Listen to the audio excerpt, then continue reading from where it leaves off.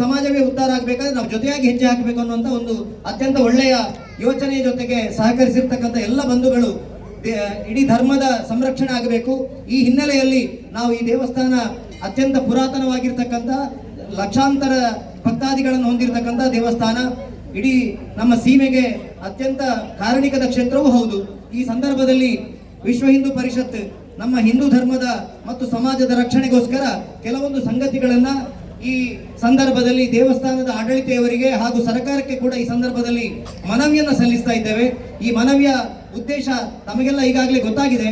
ನಮ್ಮ ಕ್ಷೇತ್ರ ಅನ್ನುವಂಥದ್ದು ಒಂದು ಪವಿತ್ರವಾಗಿರ್ತಕ್ಕಂಥ ಕ್ಷೇತ್ರ. ಇದು ಪ್ರವಾಸಿ ತಾಣ ಅಲ್ಲ. ಇಲ್ಲಿಗೆ ಬರಬೇಕಾದಂಥ ಭಕ್ತಾದಿಗಳು ತಮ್ಮ ವಸ್ತ್ರ ಸಂಹಿತೆಯನ್ನ, ಧರ್ಮದ ರಕ್ಷಣೆಗೆ ಪೂರಕವಾಗಿರ್ತಕ್ಕಂಥ ವಸ್ತ್ರ ಸಂಹಿತೆಯನ್ನ ಪಾಲನೆ ಮಾಡಿಕೊಂಡು ಬರಬೇಕು.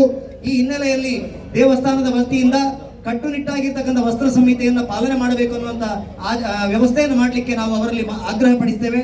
ಅದೇ ರೀತಿ ದೇವಸ್ಥಾನದ ವಠಾರದಲ್ಲಿ ಇದರ ವ್ಯವಸ್ಥೆಯ ಒಳಗಡೆ ಯಾವ ಕಾನೂನಿನಲ್ಲಿ ಅವಕಾಶ ಇದೆ ಅಂತ, ಕಾನೂನು ಅವಕಾಶ ಇದ್ದಂಥ ಸಂದರ್ಭದಲ್ಲಿ ಒಂದು ಒಳ್ಳೆಯ ಗೋಶಾಲೆಯನ್ನು ಮಾಡಬೇಕು. ನಮ್ಮ ಸಂಸ್ಕೃತಿಯ ಮೂಲ ಬೇರಾಗಿರ್ತಕ್ಕಂಥ ಗೋವಿನ ಸಂರಕ್ಷಣೆ ಆಗಬೇಕಾದ್ರೆ ಅದಕ್ಕೊಂದು ಸುವ್ಯವಸ್ಥಿತವಾದ ಗೋಶಾಲೆ ಆಗಬೇಕು. ದೇವಸ್ಥಾನದಷ್ಟೇ ಪವಿತ್ರವಾಗಿರ್ತಕ್ಕಂಥ ಗೋಶಾಲೆಯ ನಿರ್ಮಾಣ ಆಗಬೇಕು ಅನ್ನುವಂಥದ್ದು ನಮ್ಮ ಎರಡನೇದು ಆಗ್ರಹ ಇದೆ. ಈ ಹಿನ್ನೆಲೆಯಲ್ಲಿ ಹಿಂದೂ ಸಮಾಜದ ರಕ್ಷಣೆ ಆಗಬೇಕಾದ್ರೆ ನಮ್ಮ ಸಮಾಜದ ಹೊಸ ಜನರೇಷನ್ ಯಾರಿದ್ದಾರೆ, ಹೊಸ ಜನಾಂಗ ಯಾರಿದ್ದಾರೆ, ಮಕ್ಕಳಿದ್ದಾರೆ, ಅವರಿಗೆ ಹಿಂದೂ ಧರ್ಮದ ಶಿಕ್ಷಣವನ್ನು ಕೊಡಬೇಕು. ಹಿಂದೂ ಧರ್ಮದ ಶಿಕ್ಷಣ ಕೊಡಬೇಕಾದ್ರೆ ಅದಕ್ಕೆ ದೇವಸ್ಥಾನದ ವತಿಯಿಂದ ಒಂದು ಸುವ್ಯವಸ್ಥಿತವಾಗಿರ್ತಕ್ಕಂಥ ಧರ್ಮದ ಶಿಕ್ಷಣ ಕೊಡುವಂತಹ ಶಿಕ್ಷಣ ಧರ್ಮ ಸಂಸ್ಕಾರ ಕೇಂದ್ರವನ್ನ ಅಥವಾ ಬಾಲ ಸಂಸ್ಕಾರ ಕೇಂದ್ರವನ್ನ ಮಾಡಬೇಕು ಅನ್ನುವಂಥ ಆಗ್ರಹವನ್ನು ಈ ಸಂದರ್ಭದಲ್ಲಿ ಮಾಡ್ತೇವೆ.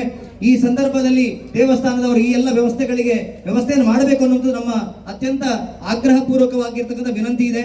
ಅದರ ಜೊತೆಗೆ ಹಿಂದೂ ಬಂಧುಗಳು ಅತ್ಯಂತ ಬಡ ಕುಟುಂಬಗಳಿದ್ದಾರೆ. ವಿವಾಹದ ಕಾರಣಗಳನ್ನ ಮುಂದಕ್ಕೆ ಹಾಕ್ತಾರೆ. ಈ ಬಡತನದ ಕಾರಣದಿಂದ ಇದನ್ನು ಹೋಗಲಾಡಿಸಬೇಕಾದ್ರೆ ದೇವಸ್ಥಾನದ ವತಿಯಿಂದ ಸಾಮೂಹಿಕವಾಗಿರ್ತಕ್ಕಂಥ ವಿವಾಹದ ಕಾರ್ಯಕ್ರಮಗಳನ್ನು ಮಾಡಬೇಕು ಅನ್ನುವಂಥದ್ದು, ಉಚಿತ ಸಾಮೂಹಿಕ ವಿವಾಹದ ಕಾರ್ಯಕ್ರಮಗಳು ಮಾಡಬೇಕು ಅನ್ನುವಂಥ ಒಂದು ಅತ್ಯಂತ ಆಗ್ರಹವನ್ನು ಈ ಸಂದರ್ಭದಲ್ಲಿ ಮಾಡ್ತೇವೆ. ಅದರ ಜೊತೆಗೆ ಉತ್ಸವಾದಿಗಳ ಸಂದರ್ಭದಲ್ಲಿ ಹಿಂದೂ ಧರ್ಮದ ರಕ್ಷಣೆ ಮಾಡುವಂತವರಿಗೆ ಮಾತ್ರ ಇಲ್ಲಿ ವ್ಯಾಪಾರ ವ್ಯವಹಾರಗಳನ್ನು ಮಾಡಲಿಕ್ಕೆ ಅವಕಾಶ ಕೊಡಬೇಕು. ಗೋಭಕ್ಷಕರಿಗೆ, ಮತಾಂಧರಿಗೆ ಅವಕಾಶವನ್ನು ಕೊಡಬಾರದು ಅನ್ನುವಂಥ ಆಗ್ರಹವನ್ನು ಈ ಸಂದರ್ಭದಲ್ಲಿ ಮಾಡ್ತೇವೆ. ಈ ದೇವಸ್ಥಾನದ ಅತ್ಯಂತ ಸಂಪತ್ಭರಿತವಾಗಿರ್ತಕ್ಕಂಥ ಭಕ್ತಾದಿಗಳ ಜೊತೆಗೆ ದೇವಸ್ಥಾನವು ಸಂಪತ್ಭರಿತವಾಗಿದೆ. ಈ ಸಂದರ್ಭದಲ್ಲಿ ಒಂದು ಸುವ್ಯವಸ್ಥಿತವಾದಂತಹ ಭೋಜನ ಶಾಲೆಯನ್ನು ಮಾಡಬೇಕು. ಈ ಆಗ್ರಹವನ್ನು ಈ ಸಂದರ್ಭದಲ್ಲಿ ಮಾಡ್ತೇವೆ. ಅದೇ ರೀತಿ ಸೇವಾ ರೂಪದಲ್ಲಿ ಸಂಗ್ರಹವಾದಂತಹ ಹಣವನ್ನ ಸರ್ಕಾರಕ್ಕೆ ನೀಡುವ ಮೂಲಕ ಅಷ್ಟು ಮಾತ್ರ ನಮ್ಮ ಕೆಲಸ ಅಲ್ಲ, ಬದಲಾಗಿ ನಮ್ಮ ಊರಿಗೆ ಈ ಧಾರ್ಮಿಕ ದತ್ತಿ ಇಲಾಖೆಯ ಸೆಕ್ಷನ್ 19 ಅಡಿಯಲ್ಲಿ ಏನು ಹೇಳ್ತದೆ ಅದರ ಅನುಸಾರವೇ ಅದನ್ನು ವಿನಿಯೋಗ ಮಾಡಬೇಕು. ವಿನಿಯೋಗ ಮಾಡಬೇಕಾದ್ರೆ ಆ ವಿನಿಯೋಗ ಅದು ಸಮಾಜ ಮುಖ್ಯ ಆಗಿರಬೇಕು. ಸಮಾಜ ಮುಖ್ಯ ಆಗಿರುವಂತಹ ವಿನಿಯೋಗ ಆಗಬೇಕು ಅನ್ನೋ ಆಗ್ರಹವನ್ನು ಈ ಸಂದರ್ಭದಲ್ಲಿ ಮಾಡ್ತೇವೆ. ಈ ಸಂದರ್ಭದಲ್ಲಿ ನಮ್ಮ ಪುತ್ತೂರು ಜಿಲ್ಲೆಯ ಹಾಗೂ ಜಿಲ್ಲೆಯ ಅಧ್ಯಕ್ಷರಾಗಿರುವಂತಹ ಕೃಷ್ಣ ಪ್ರಸನ್ನ ಅವರು ನಮ್ಮ ಜೊತೆಗಿದ್ದಾರೆ.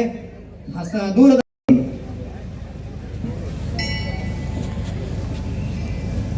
ತಾಯಿ ಕೊಳಲಿ ತಾಯಿ ಕೇವಲ ನಾವೊಂದು ಅರ್ಧ ಕಿಲೋಮೀಟರ್ ಬಂದಂತ ಸಂದರ್ಭದಲ್ಲೇ ಬೆವರು ಇಳಿದು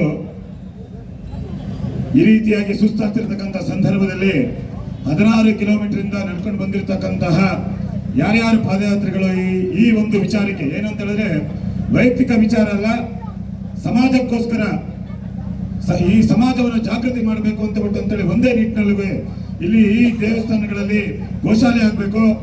ಈ ವಾತಾವರಣದಲ್ಲಿ ಯಾವುದೇ ಕಾರಣಕ್ಕೂ ಸಹ ವಸ್ತ್ರ ಸಂಹಿತೆಯ ಅಂತ ಹೇಳ್ತಕ್ಕಂಥ ಕಡ್ಡಾಯವನ್ನು ಮಾಡಬೇಕು ಅಂತ ಹೇಳ್ತಕ್ಕಂತಹ ಒಂದು ವಿಶೇಷವಾದಂತಹ ಸಂಕಲ್ಪವನ್ನು ಇಟ್ಕೊಂಡು ಪಾದಯಾತ್ರೆಯನ್ನು ಮಾಡ್ತಿರ್ತಕ್ಕಂಥವ್ರಿಗೆ ಎಲ್ಲರಿಗೂ ಸಹ ಇವತ್ತು ಕೇವಲ ನನಗೆ ನನ್ನ ಕುಟುಂಬಕ್ಕೆ ಅಂತ ಹೇಳ್ತಕ್ಕಂಥ ವಿಚಾರ ಬಂದಂತ ಸಂದರ್ಭದಲ್ಲಿ ವಿಶ್ವ ಹಿಂದೂ ಪರಿಷತ್ ಮತ್ತೆ ಬಜರಂಗ ದಳ ಬಂಟ್ವಾಳ ಪ್ರಖಂಡ ಇವತ್ತು ವಿಶೇಷವಾದಂತಹ ಸಂಕಲ್ಪವನ್ನ ಎಲ್ಲರ ಮಾಡಿಸಿರ್ತಕ್ಕಂಥದ್ದು ಬಹಳ ಸಂತೋಷದ ವಿಷಯ.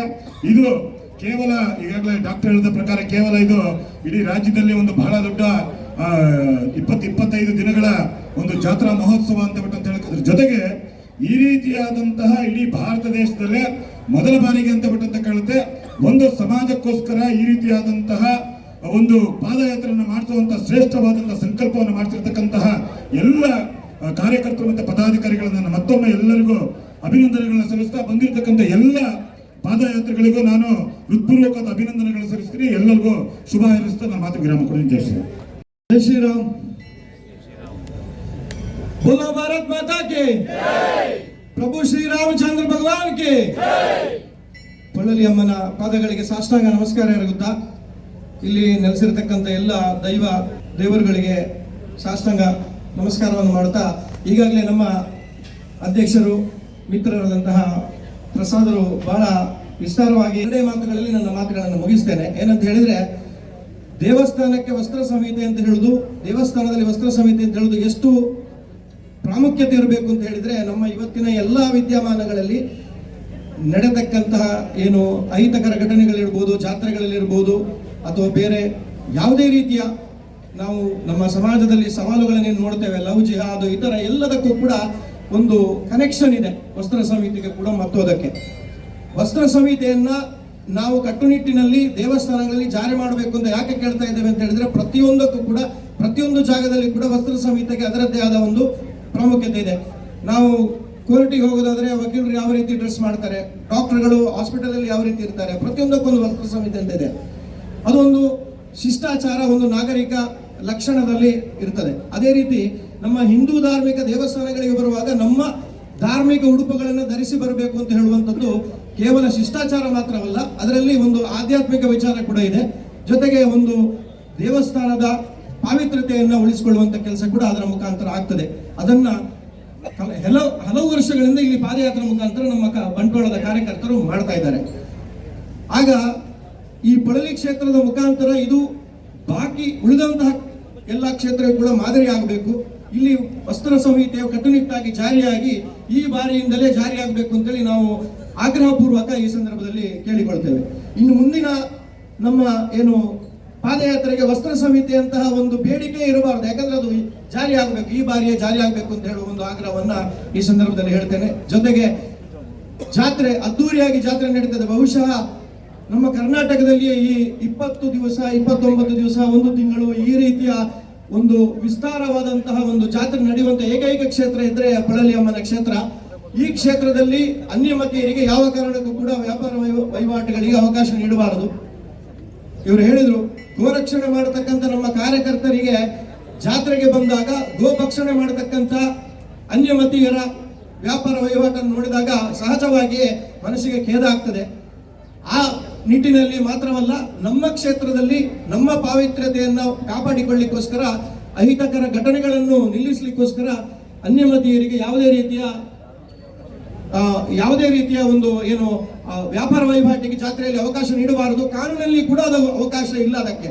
ಆದ್ರಿಂದ ಅದಕ್ಕೆ ಅವಕಾಶ ಕೊಟ್ಟಲ್ಲಿ ಕಾನೂನು ಕೂಡ ಉಲ್ಲಂಘನೆ ಮಾಡಿದಂತಾಗ್ತದೆ ಅಂತ ಹೇಳಿ ಈ ವ್ಯವಸ್ಥಾಪನಾ ಸಮಿತಿಯವರಿಗೆ ನಾನು ಈ ಸಂದರ್ಭದಲ್ಲಿ ಹೇಳಿಕ್ಕೆ ಇಚ್ಛೆ ಪಡ್ತೀನಿ. ಜೊತೆಗೆ ಇವರು ಹೇಳಿದ ಎಲ್ಲ ಏನು ಬೇಡಿಕೆಗಳು, ಗೋಶಾಲೆ, ಅತಿ ಮುಖ್ಯವಾಗಿ ಗೋಶಾಲೆ, ಇಲ್ಲಿ ಬಹಳಷ್ಟು ಜಾಗ ಇದೆ, ಏನು ವ್ಯವಧಾನ ಇದೆ. ಇಂತಹ ಕ್ಷೇತ್ರಗಳಲ್ಲಿ ಗೋಶಾಲೆಗಳ ನಿರ್ಮಾಣವಾದರೆ ನಂತರ ಗೋ ರಕ್ಷಣೆಗೆ ಬಹಳ ಒತ್ತು ಕೊಟ್ಟಂತಾಗ್ತದೆ. ಪ್ಲಸ್ ನಮ್ಮ ಕಾರ್ಯಕರ್ತರಿಗೂ ಕೂಡ ಒಂದು ಸ್ಫೂರ್ತಿ ಸಿಗ್ತದೆ. ಗೋರಕ್ಷಣೆ ಮಾಡಿ ಗೋಗಳನ್ನು ಸಾಕ್ಲಿಕ್ಕೆ ಒಂದು ವ್ಯವಸ್ಥೆ ಆಗ್ತದೆ. ಗೋರಕ್ಷಣೆ ಅಂತ ಹೇಳಿದ್ರೆ ಕೇವಲ ಗೋಗಳನ್ನ ಕಟುಕರಿಂದ ರಕ್ಷಣೆ ಮಾಡೋದು ಮಾತ್ರ ಅಲ್ಲ, ಗೋ ಪಾಲನೆ ಕೂಡ. ಅದಕ್ಕೆ ಮುಂದಿನ ಏನು ಅದಕ್ಕೆ ವ್ಯವಸ್ಥೆಗಳನ್ನು ಕಲ್ಪಿಸುವಂತಲ್ಲಿ ಇಂಥ ಕ್ಷೇತ್ರಗಳಲ್ಲಿ ಗೋಶಾಲೆಗಳ ನಿರ್ಮಾಣ ಆದ್ರೆ ಬಹಳ ಪೂರಕ ಆಗ್ತದೆ ಅಂತ ಈ ಸಂದರ್ಭದಲ್ಲಿ ಹೇಳ್ತಾ, ಈ ಕ್ಷೇತ್ರದ ಏನು ಈ ಕ್ಷೇತ್ರಕ್ಕೆ ಆಗಮಿಸಿದಂತಹ ಎಲ್ಲ ನಮ್ಮ ಬಂಟ್ವಾಳ ಪ್ರಖಂಡದ ಪದಾಧಿಕಾರಿ ಅಧ್ಯಕ್ಷರಾದಿಯಾಗಿ ಎಲ್ಲ ಏನು ಕಾರ್ಯಕರ್ತರಿಗೆ ನಾನು ಅಭಿನಂದನೆಯನ್ನು ಸಲ್ಲಿಸ್ತಾ ಇದ್ದೇನೆ. ಹಾಗೂ ಎಲ್ಲರ ಪರವಾಗಿ ಪೊಳಲಿ ಅಮ್ಮನಲ್ಲಿ ನಾನು ಪ್ರಾರ್ಥನೆಯನ್ನು ಮಾಡ್ತಾ, ನಮ್ಮ ಕಾರ್ಯಗಳು, ನಮ್ಮ ಈ ಬೇಡಿಕೆಗಳು ಶೀಘ್ರದಲ್ಲಿ ಯಶಸ್ವಿಯಾಗಲಿ ಅಂತೇಳಿ ಈ ಸಂದರ್ಭದಲ್ಲಿ ಕೇಳ್ತಾ ಇದ್ದೇನೆ. ಬೋಲೋ ಭಾರತ್ ಮಾತಾ ಕಿ, ಪ್ರಭು ಶ್ರೀರಾಮಚಂದ್ರ ಭಗವಾನ್, ಜೈ ಶ್ರೀರಾಮ್. ರಘುಣ್ಣ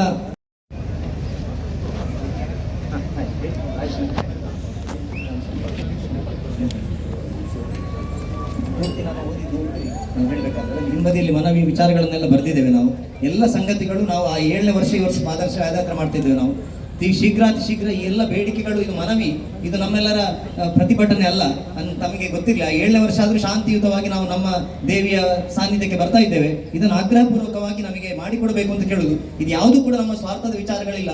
ಇದರಲ್ಲಿ ಮೊದಲನೇದು ವಸ್ತ್ರ ಸಂಹಿತೆ ದೇವಸ್ಥಾನದ ಒಳ್ಳೆದಕ್ಕೆ, ಗೋಶಾಲೆ ಧರ್ಮದ ಒಳ್ಳೆದಕ್ಕೆ, ಮಕ್ಕಳಿಗೆ ಶಿಕ್ಷಣ ಕೊಡುವಂತದ್ದು, ಇಡೀ ಸಮಾಜ ಉಳಿತದೆ. ಉಳಿದರೆ ದೇವಸ್ಥಾನ ಉಳಿಯುವುದಿಲ್ಲ ಅನ್ನೋ ಆಗ್ರಹ ನಮ್ಮ ಮನಸ್ಸಿಗೆ ಆಗ್ರಹ ಇದೆ. ಆ ಕಾರಣಕ್ಕೋಸ್ಕರ ಈ ಮನವಿಗಳನ್ನು ಕೊಡ್ತಾ ಇದ್ದೇವೆ. ಸಾಧ್ಯ ಆದಷ್ಟು ಬೇಗ ಕಾನೂನಿನ ನೆಲೆಯಲ್ಲಿ ಇದನ್ನು ಪಾಲನೆ ನಮಗೆ ಅವಕಾಶ ಮಾಡಿಕೊಡಬೇಕು ಅಂತ ನಮ್ಮಲ್ಲಿ ಕೇಳಿಕೊಳ್ಳುದು. ನಮಗೆ ಅದು ದೇವಸ್ಥಾನದ ಕಡೆಯಿಂದ ಹಾಕಬೇಕಿತ್ತು, ಅದು ನಿಮ್ಗೆ ಮಾಡಲಿಲ್ಲ. ಅದಕ್ಕೋಸ್ಕರ ನಾವೇ ಹಾಕಿದ್ದೀವಿ. ಬಜರಂಗದಳದ ವತಿಯಿಂದ ಬಸವ ಸಾಹಿತ್ಯ ಬೋರ್ಡ್ ಹಾಕಿದ. ಈ ಸಲ ಬಂದು ನೋಡುವಾಗ ಆ ಬೋರ್ಡು ದೇವಸ್ಥಾನದ ಹಿಂದುಗಡೆ ಇದೆ. ಆ ರೀತಿ ನೀವು ಆ ಸಟ್ಟ ತೋರಿಸ್ಬೋದು. ಅದಕ್ಕೋಸ್ಕರ ತಮ್ಮಲ್ಲಿ ಮತ್ತೊಮ್ಮೆ ಕಲಕಲಿಯ ವಿನಂತಿಯನ್ನು ಮಾಡ್ತಾ ಇದ್ದೇವೆ. ನಾವು ಹಾಕಿದ ಫ್ಲೆಕ್ಸ್ ಅದು ದೇವಸ್ಥಾನದ ಎದುರು ಭಾಗದಲ್ಲಿ ಇರಬೇಕು. ಒಂದ ದೇವಸ್ಥಾನದ ಕಡೆಯಿಂದ ನೀವು ಹಾಕಬೇಕು, ಇಲ್ಲಾಂದ್ರೆ ನಾವು ಹಾಕಿದ ಫ್ಲೆಕ್ಸ್ ಜನಗಳಿಗೆ ಗೊತ್ತಾಗುವ ರೀತಿ ಅಂದರೆ ದೇವಸ್ಥಾನದ ಎದುರುಗಡೆ ಇಡುವಂಥ ಒಂದು ವ್ಯವಸ್ಥೆ ನಿಮ್ಮ ಕಡೆಯಿಂದ ಕೂಡ ಆಗುತ್ತೆ.